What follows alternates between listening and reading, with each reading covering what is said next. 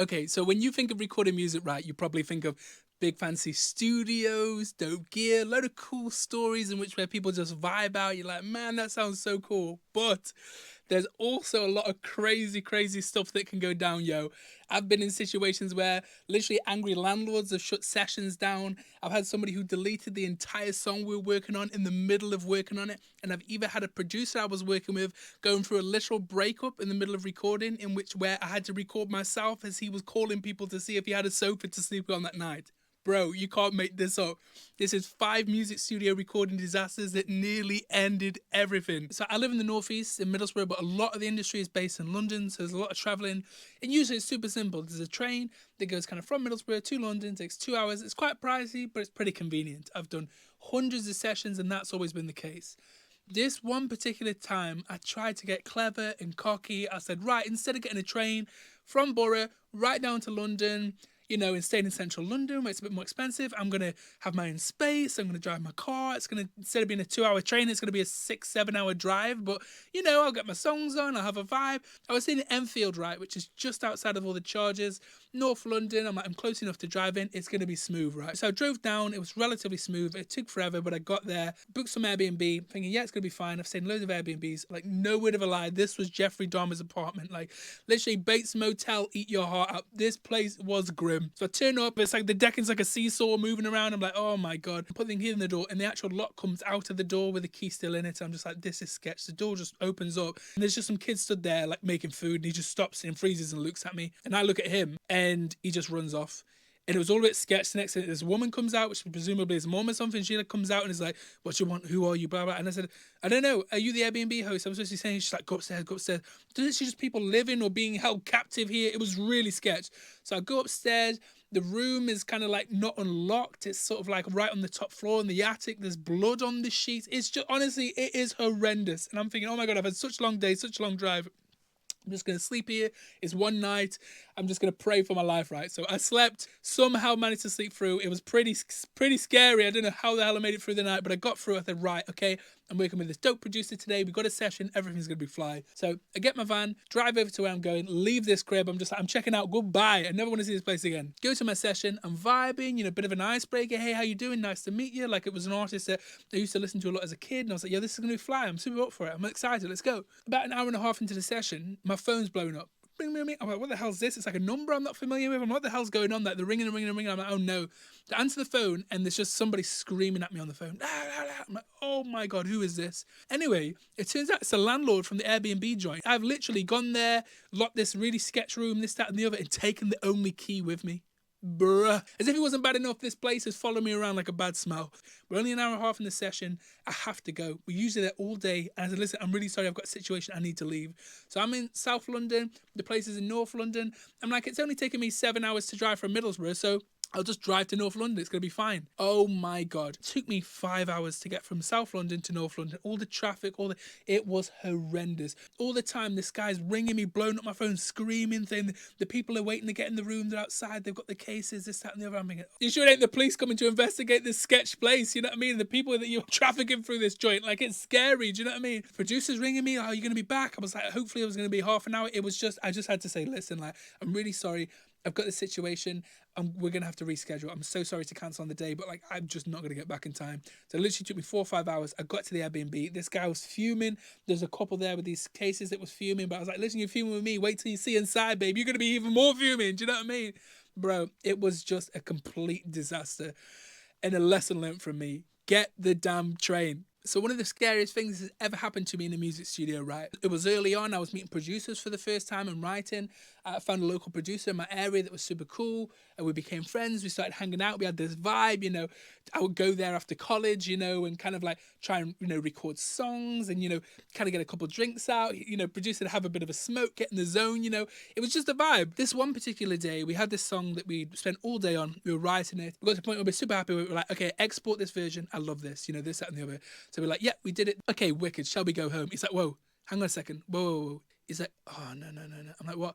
He's like, I've accidentally deleted that version and I haven't saved the file. I was like, from when? He was like, I don't know. but we're going to have to open up and see. A lot of the work we'd done had kind of been lost.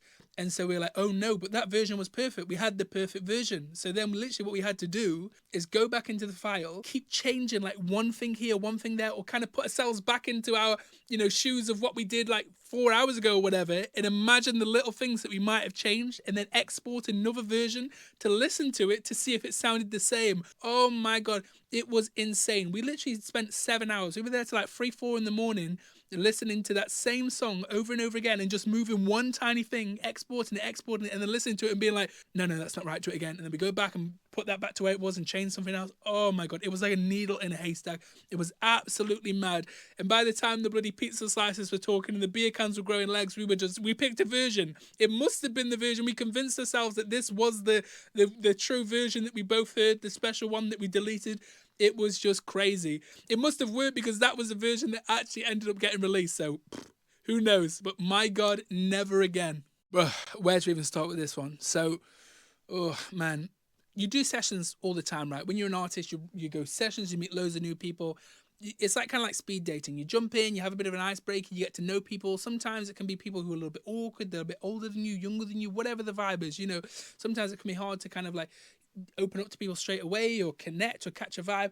But, there's a whole range of people that you meet, right? I've never had a problem, really. There's some people that I haven't really got on with or they haven't really vibed with me, but it's not the end of the world. It's like to be expected, Like I say, it's kind of like speed dating. But there's one particular session, right? I turn up, I get to the session, this guy seems cool. We're just, doing whatever. Hey, man, blah, blah, blah. And the next minute, we start making this song, this, that, and the other. We're doing this thing. I'm like, yo, you mind just changing this thing here? And he's like, yeah, my girlfriend broke up with me. I'm like, what? He's like, oh, yeah, my girlfriend's left me and she's just kicked me out. And I'm like, oh man, I'm really sorry to hear that. Like, are you okay? And he's like, I need to go. I'm like, what? So then he goes outside. He's on the phone and this, that, and the other, and his whole demeanor changed. I was like, what the hell? And so I'm like, whoa, I'm just hanging up. Okay, let's just hold on and see what happens. Then he comes back in, he's like, oh, I don't know where I'm going to sleep tonight, blah, blah. And the guy's getting all sketched like he's like a junkie or something. I'm like, yo, dude, you cool, man. Like, forget about music. Like, let's just, let's all, no, it's fine, it's fine. So then I'm like, okay. So we start doing the song, and then the guy's kind of being all weird and bitter, and I worked with that artist once and they did this, and they never got me this, and the guy was just being so sketchy and so weird. I was like, yo, this guy is crazy. I don't know what the hell's going on. And then I'm like, you sure, man? We can rearrange this. This is just, don't worry at all. Like, obviously you've got a lot going on right now. And he's like, no. So it was just really weird. So then we started recording the thing, and he's like, no, I need to go. I've got this call. I need to take this call. I need to find a sofa to sleep on tonight. Bro, it was just sketch. So now, anyway, I was like recording myself. So he's like going out to sort out all this stuff, and I'm like, whenever he's just recording these ideas, and he come in, like, what's happening? I'm like, well, I just did this. He's like, yeah, that sounds good. It was just so weird and so sketch. And I know it sounds a bit like brutal, but to be honest, like, personal things go on with people at work and, in any profession, like, it's not like a thing, but I don't know, the guy just had weird energy, man. I feel like I didn't really have like a lot of sympathy for the guy because he just felt really bitter and passive aggressive, and not even just about this whole situation that was happening, the breakup.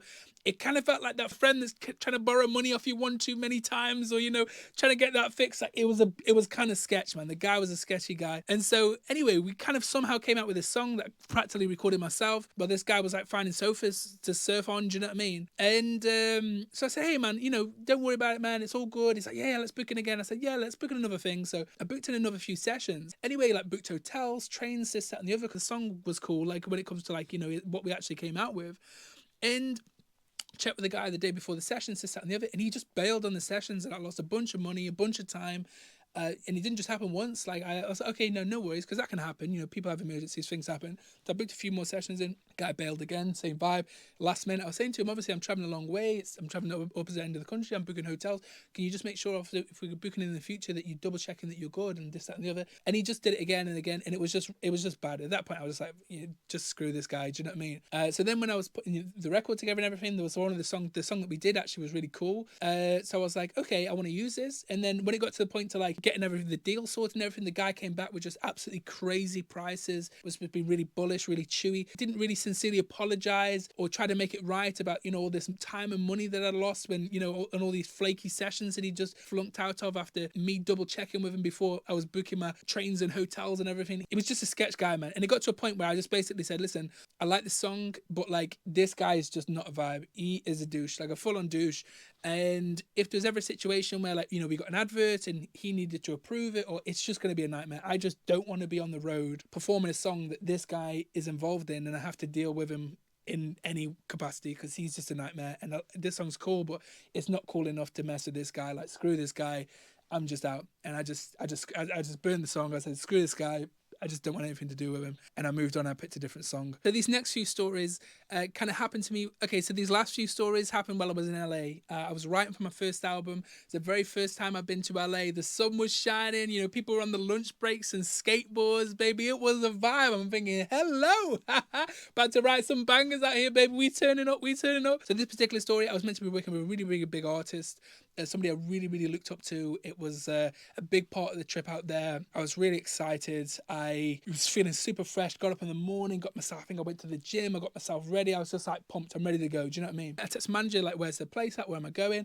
And he called me and said, yo, Dill, they've just cancelled the session. I'm really sorry. Like, I know it's the morning of, you're about to head there, but they've just cancelled. And I was like, oh my God, absolutely devastated. Like, I'm literally like, I've flown halfway around the world, spent a ton of money. They've just pulled it. And don't get me wrong, sometimes people get sick, things can happen. Like, that can happen.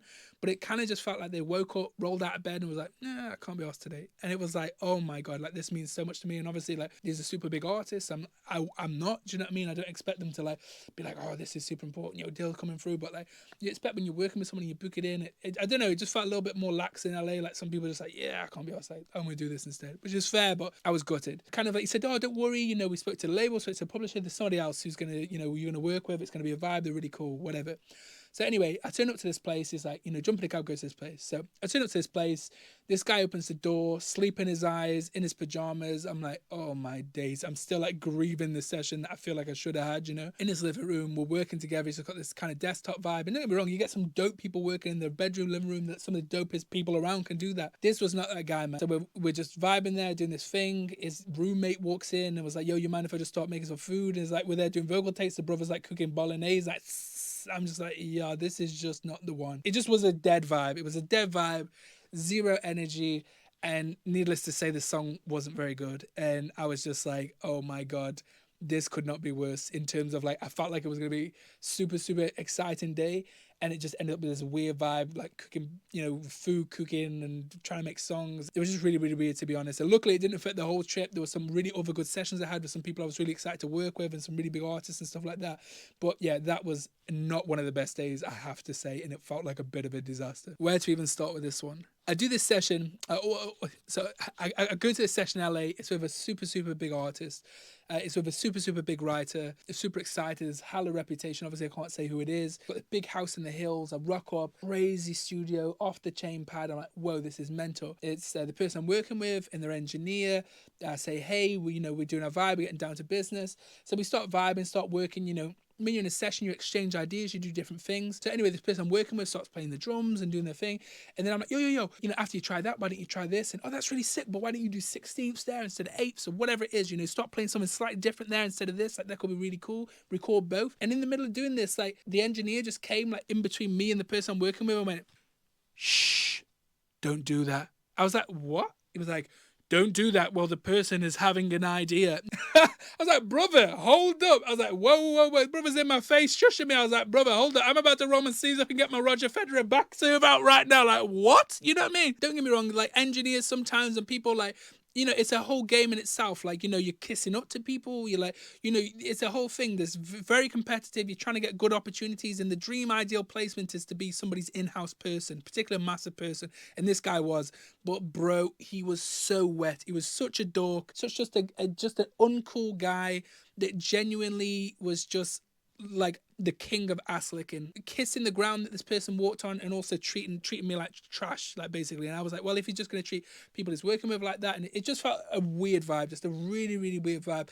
I've encountered a little bit of this stuff before, but only when working in like, you know, TV productions and stuff like that, or things where it's a bit more like a toxic on-set atmosphere where, you know, the talent or the people who, you know, are the, you know, the highest paid people on set or whatever are lauded and, you know, kind of pandered to, and then the people who are, you know, a bit lower down on the pecking order are like, you know, treated like gum on people's shoes. But like, you know, my mum raised me to be like, you know, it doesn't matter who it is, whether it's a bin man, it's the highest person in the room, the lowest person in the room, however you want to see it, you treat people with respect. You know what I'm saying? But this brother was on a different game. So anyway, I'm just like a bit like, whatever, just crack on, forget this weird guy. I was like, move out of the way, man. I got this idea. Like, obviously the person I'm working with turns around and says, man, I really hate to do this, but booked in with my brother-in-law to go see an ice hockey game. You can stay here if you want and record with my engineer. Like, I'll have him just stay here.